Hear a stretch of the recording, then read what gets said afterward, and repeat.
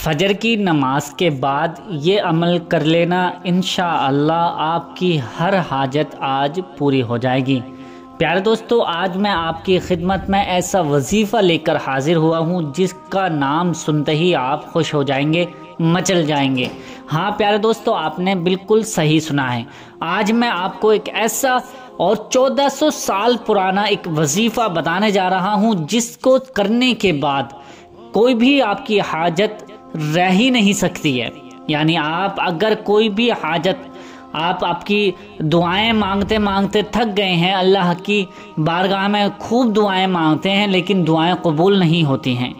आप अगर किसी काम की वजह से परेशान हैं, आपका काम नहीं बन रहा है, या आपके घर में कोई मुसीबत परेशानियां आती रहती हैं, या आपके बच्चे आपका कहना नहीं मानते हैं, तो ये तमाम परेशानियों का एक ही हल है और वो वजीफ़ा मैं आपको आज बताने वाला हूँ।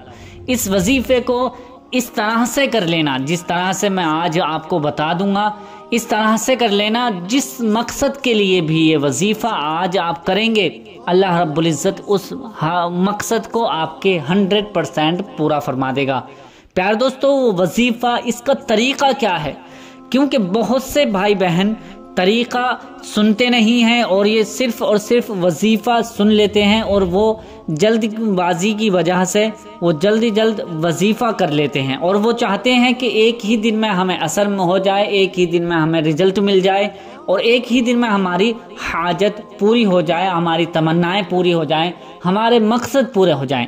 तो मैं आपको कहना चाहूँगा, अगर आपकी ऐसी सोच है कि मैं एक ही दिन में मुझे सब कुछ मिल जाए, तो आप कभी भी वजीफ़ा नहीं करें। क्योंकि वजीफ़े का मतलब ये है कि अल्लाह ताला को राज़ी करने का मकसद होता है और अल्लाह ताला की हम्द व सना बयान करते करते जब अल्लाह ताला बंदे से राज़ी हो जाता है, क्योंकि कुछ ज़िक्र व अस्कार ऐसे होते हैं जो अल्लाह ताला को पसंद आते हैं, तो ये वजीफ़े अमल जो हैं अल्लाह ताला को राज़ी करने का ज़रिया है और हम अल्लाह ताला की बारगाह में सच्चे दिल से उसका जिक्र करें, उसकी रज़ा हासिल करने के लिए जिक्र करें, उसकी हम्द व सना बयान करें कि अल्लाह पाक हमसे राज़ी हो जाए। उसके बाद अगर आप कोई भी वजीफ़ा, कोई भी अमल करेंगे तो इंशाअल्लाह उसमें 100% आपको कामयाबी ज़रूर मिल जाएगी। तो ये ज़रूरी है कि आपको अपने मकसद के लिए नहीं, सिर्फ और सिर्फ अल्लाह की रज़ा के लिए वजीफ़ा अमल करें, फिर उसके बाद अपने दिल में तमन्ना रख लें और अपने मकसद के लिए दुआ करें। क्योंकि अल्लाह रब्बुल इज़्ज़त को किसी भी दुआ या किसी भी कुरान शरीफ या कुरान शरीफ का जिक्र करने वाले, अल्लाह की हम्द व सना बयान करने वाले जो लोग हैं, वो कुछ लोग यूँ समझते हैं कि अल्लाह ताला को इससे फ़ायदा पहुँचता है।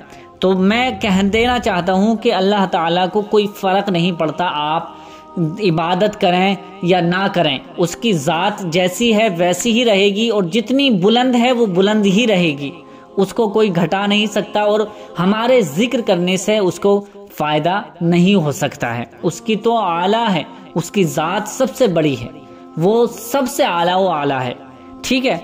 लेकिन अल्लाह ताला ने ज़िक्र व अस्कार का ज़रिया इसलिए बनाया है कि ताकि हम ज़िक्र व अस्कार करें और हम अल्लाह ताला को राज़ी करके अल्लाह ताला हमें जन्नत अता फरमाए। वो अपने बंदों से इतनी मोहब्बत करता है, वो चाहता है कि मेरा बंदा मुझे राज़ी करे।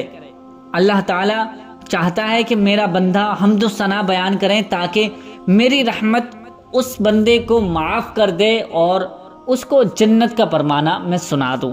तो प्यारे दोस्तों, मकसद यही होता है किसी भी ज़िक्र व अस्कार करने का, कि कोई भी बंदा जब ज़िक्र व अस्कार करता है तो अल्लाह ताला को राज़ी करने के लिए ज़िक्र व अस्कार किया जाता है। अल्लाह जब राज़ी हो जाता है, उसकी रहमत जोश में आती है, तो उसकी रहमत जब जोश में आती है तो चाहे कितना भी बड़ा मकसद क्यों ना हो, कितना भी रुका हुआ काम क्यों ना हो, कितना भी बिगड़ा हुआ काम क्यों ना हो, वो एक ही दिन में बन जाता है। लेकिन आपकी नीयत सही होनी चाहिए। वो हदीस पाक है, इन्नमल आमालु बिन्नियात, अमल का दारो मदार नीयत पर है। जिस तरह की हमारी नीयत होगी उसी तरह से हमें उसका फल मिलेगा। तो इसलिए हमें ज़्यादा से ज़्यादा चाहिए کہ ہم اللہ تعالیٰ کی حمد و ثنا بیان کریں، ذکر و اذکار کریں، نماز کی پابندی کریں، پھر اس کے بعد جو بھی ذکر و اذکار کر کے آپ دعا مانگیں گے، جس مقصد کے لیے دعا مانگیں گے، اللہ رب العزت 100% آپ کی دعاؤں کو ضرور قبول فرمائے گا۔ یہ ہمارا ایمان ہے، انشاءاللہ ضرور قبول ہوتی ہیں وہ دعائیں جس دعا میں اللہ تعالیٰ کو راضی کرنے کی نیت ہوتی ہے، اللہ تعالیٰ کو منانے کی نیت ہوتی ہے، اللہ تعالیٰ کے لیے، اللہ تعالیٰ کی رضا کے لیے ہم ذکر و اذکار کرتے ہیں۔ تو پیارے دوستو، ذکر و اذکار یہ وظیفے عملیات جو کرا جاتا ہے اس لیے کرا جاتا ہے۔ تو آج جو میں آپ کی خدمت میں ایک وظیفہ عمل لے کر حاضر ہوا ہوں، اس کو کر لینا انشاءاللہ آپ کی مصیبتیں دور ہو جائیں گی، پریشانیاں ختم ہو جائیں گی، جتنی بھی حاجت کیوں نہ ہوگی، بڑی سے بڑی حاجت آج پوری ہو جائے گی۔ اس کا طریقہ سن لیجئے کہ آپ کو فجر کی نماز کے بعد یہ وظیفہ کر لینا ہے۔ کسی وجہ سے آپ کے پاس فجر کی نماز کے بعد ٹائم نہیں ہے تو دن میں کسی بھی وقت کسی بھی نماز کے بعد یہ وظیفہ عمل کر سکتے ہیں۔ اب کرنا کیسے ہے؟ سب سے پہلے 11 مرتبہ آپ درود ابراہیمی پڑھیں گے۔ 11 مرتبہ درود ابراہیمی پڑھنی ہے آپ کو۔ درود ابراہیمی وہی درود ہے جو ہر نماز میں التحیات کے بعد اللہم صلی اللہم بارک پڑھی جاتی ہے۔ اگر کسی بھائی بہن کو یہ یاد نہیں ہے تو میں ایک مرتبہ پڑھ دیتا ہوں، آپ سن لیجئے۔ اللہم صلی علی محمد وعلی آل محمد کما صلیت علی ابراہیم وعلی آل ابراہیم انک حمید مجید اللہم بارک علی محمد وعلی آل محمد کما بارکت علی ابراہیم وعلی آل ابراہیم انک حمید مجید۔ یہ درود ابراہیمی ہے، آپ کو یہ یاد ہے تو یہی درود ابراہیمی 11 مرتبہ پڑھیں۔ اگر یہ یاد نہیں ہو سکے، پہلے تو کوشش کریں کہ یاد کرنے کی، اگر کسی وجہ سے یاد نہ ہو سکے تو آپ کوئی اور درود پاک پڑھ لیں۔ سب سے چھوٹی درود پاک یہ ہے، یہ 11 مرتبہ پڑھ لیں، صلی اللہ علی محمد، صلی اللہ علی محمد۔ یہ 11 مرتبہ درود پاک پڑھنے کے بعد آپ کو اللہ پاک کے یہ 3 نام ملا کر 3 تسبیح پڑھنی ہے، یعنی 313 مرتبہ آپ کو پڑھنا ہے۔ یا نافعو یا کافیو یا مالکو، یا نافعو یا کافیو یا مالکو، یا نافعو یا کافیو یا مالکو، یا نافعو یا کافیو یا مالکو، یا نافعو یا کافیو یا مالکو۔ اس طرح سے آپ کو تینوں نام ملا کر پڑھنے ہیں۔ یہ وہ وظیفہ ہے جس کو میرے نبی صلی اللہ تعالی علیہ وسلم نے اپنے صحابہ کرام کو بتایا تھا۔ تو آپ اس وظیفے کو کر کے اس طرح سے پڑھ لیں، اگر ہو سکے تو آپ سونے سے پہلے بھی یہ وظیفہ عمل کر سکتے ہیں۔ کسی بھی وقت یہ وظیفہ کر لیں، کوئی حرج نہیں ہے، لیکن بہتر ہے کہ آپ فجر کی نماز کے بعد یہ وظیفہ کریں۔ آپ کو 313 مرتبہ 313 ٹائمز آپ کو یہ تینوں نام اللہ پاک کے ملا کر پڑھنے ہیں۔ پھر اس کے بعد 11 مرتبہ درود پاک پڑھنی ہے جو آپ نے پہلے درود پاک پڑھی تھی۔ یہ وظیفہ مکمل ہو جائے گا۔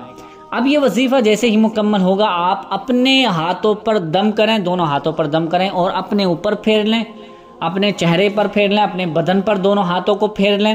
جس طرح سے مالش کی جاتی ہے اس طرح سے کپڑوں کے اوپر سے ہی آپ اپنے ان ہاتھوں کو پھیر لیں۔ اس کے بعد یہ وظیفہ مکمل ہو جائے گا۔ اب اللہ کی بارگاہ میں دعا کریں، اللہ پاک آپ کو انشاءاللہ ضرور آپ کی تمام دعاؤں کو ضرور قبول فرمائے گا۔ یہ بہت ہی زیادہ طاقتور اور بہت ہی زیادہ اثردار ہے۔ یہ وظیفہ آپ کو انشاءاللہ کنٹینیو کرنا ہے، لگاتار کرنا ہے اور آپ کو روزانہ کرنا ہے۔ کم سے کم آپ 3 دن کریں، پھر 5 دن، 7 دن، 11 دن، 21 دن، اس طرح سے بڑھاتے جائیں۔ آپ اس کا فائدہ اور اس کا کمال آپ خود ہی اپنی آنکھوں سے دیکھیں گے۔